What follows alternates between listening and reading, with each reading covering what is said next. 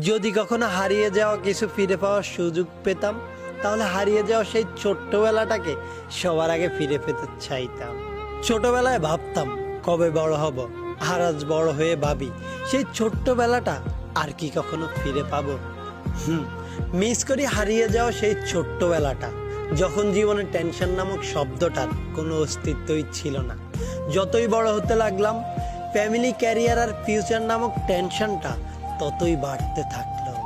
Miss করি সেই সময়টা যখন সারাটা সময় নিজের মধ্যে ছিল হাসি খুশি আর চঞ্চলতা। মিস করি সেই ছোটবেলাটা যখন বোর হলেই সবাই মিলে একসাথে মক্তবে যেতাম, আর একজন আরেকজনের হাস্যরসাত্মক 4-5টা নাম রাখতাম। একটু বেজাল হলেই তাকে সেই নামগুলো ধরে ডেকে রাগিয়ে দিতাম।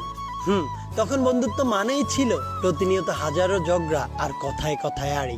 কিন্তু বেলা শেষে সব ঝগড়া বিবাদ ভুলে